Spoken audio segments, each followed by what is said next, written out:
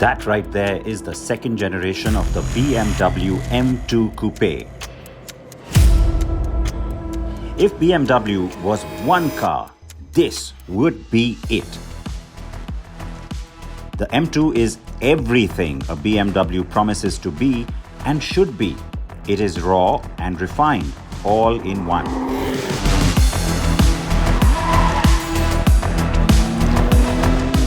A true performer, this compact coupe will get your pulse racing.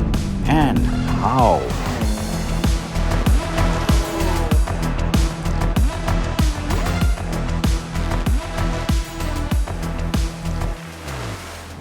Now the M2 is new to market, so you don't still have any of its other versions yet. I'm pretty sure they are going to arrive later on. What I'm talking about is, if you look at the last generation, you had the competition, you had the CS. Well, nothing like that yet on this one. But here's the kicker. On this regular basic M2, the performance and the engine output matches the previous CS.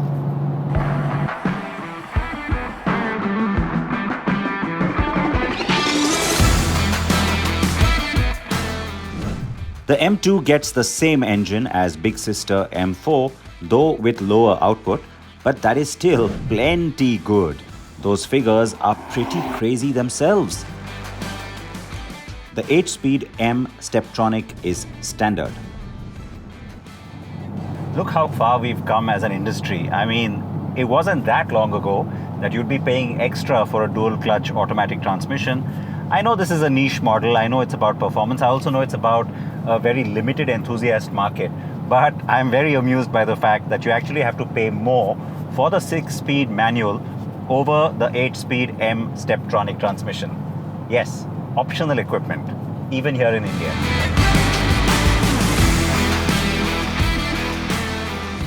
The manual is likely to account for 10% of all sales globally.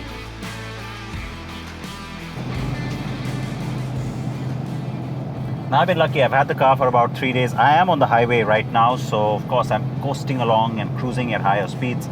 But even in city traffic, the amount of torque that this engine puts out, that's amazing, because you feel like the gearbox is really forgiving, but it's actually a whole lot of torque. The band is so nice and wide, you don't really need to keep upshifting or downshifting. The car is very tolerant, even in city traffic.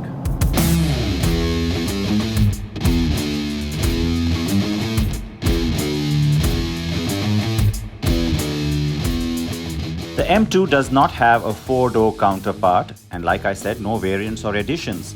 Yet, it is the least expensive M model, though in our market, with the import duties we have, that means little.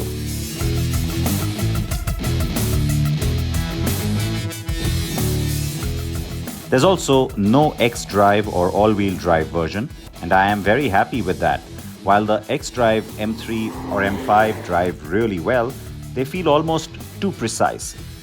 This one, with its rear-wheel drive, has a meatier, more mechanical feel. In fact, this pretty much is the last ever pure petrol BMW M car, and possibly the final manual gearbox M car too. Everything from here on will be electrified in some way, and so this is also likely the last rear-wheel drive driven M car too. The acceleration is absolutely mind-blowing, because that's what you want, of course, from any M model. Certainly from the M2. I mean, the last car already set up such a fantastic benchmark. On this manual, 0 to 100 in 4.3 seconds. On the Steptronic, the automatic, in 4.1 seconds.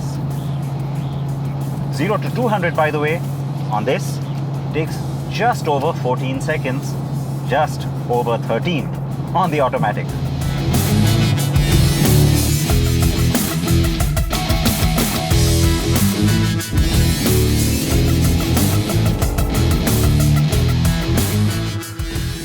So yes, it's fast, but you already expected that. It also handles like a dream.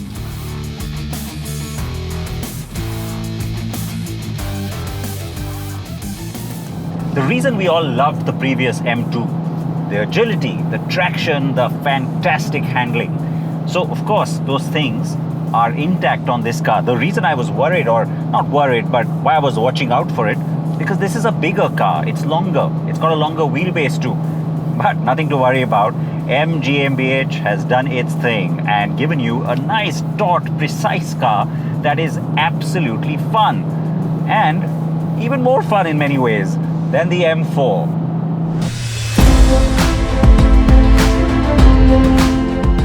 The M2 is a tad longer, as I said, but it is also wider. Even the track up front and at the rear are wider than before. It gets racier by also dropping its height, though.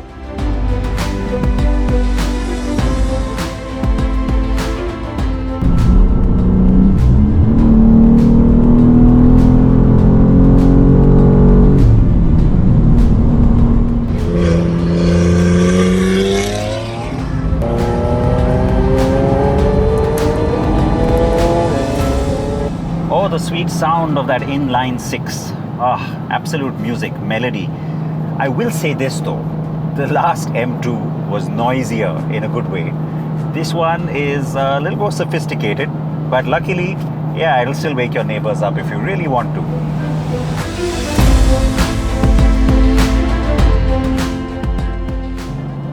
Throwing it around on the highway, you really feel that the car will do exactly what you want. Having the shortcut buttons really helps because you can go from situations where you can get more traction to where you want to take charge really quickly without having to get into the settings. I mean, that's the advantage of having M1, M2 buttons ever since they were first introduced.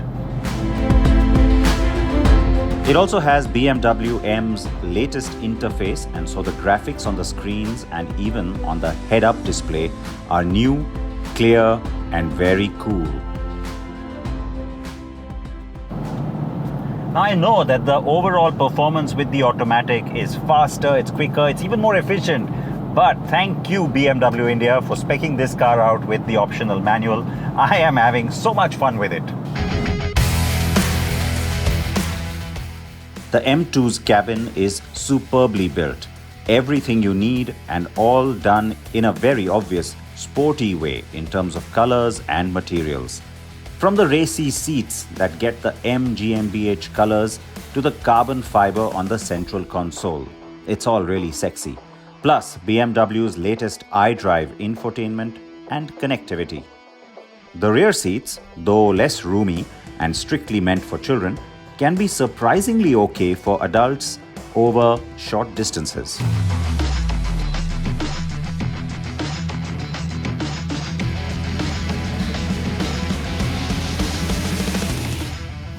When you look at it, you've got to ask, is this like a classic kit car for drag racing or is it a brand new model? I mean, look at what's been happening with BMW design these last few years.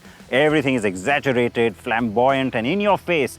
This one screams subtlety. That's what they were going for actually, and it is a bit of an homage or a hark back to the early performance models that got popular from BMW in the 70s. So look at that front grille. I mean, it's not like the M4, it's not giant, and it's also got horizontal slats. Very different. When I saw the pictures the first time, I almost thought it was looking a little unfinished, but I have to tell you, in person, it looks really sexy.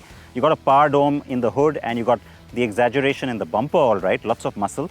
Lots of muscle also in the wheel arch and this nice flared fender. So that's where you see a lot of that performance in the design itself. The headlamp cluster, very big on tech in terms of everything new from BMW, but the DRL signature is brand new. It's distinct, but the twin rings are gone. Lovely look at the alloy wheels. I love that pattern as well. 19 inches in the front, 20 at the back, that's standard. You can go for 20 in the front, 21 at the back. Speaking of optional equipment, the roof, this one's carbon fiber. It reduces the weight by 6 kilograms if you opt for that. And that's significant in terms of performance. It also looks nice with the Alpine white. So I have to ask BMW, why did you give us a car in white when the signature colors for the M2 globally? Zandvoort blue, Toronto red. Oh man, it looks very sexy in both those, but I have to say, the white looks quite nice too.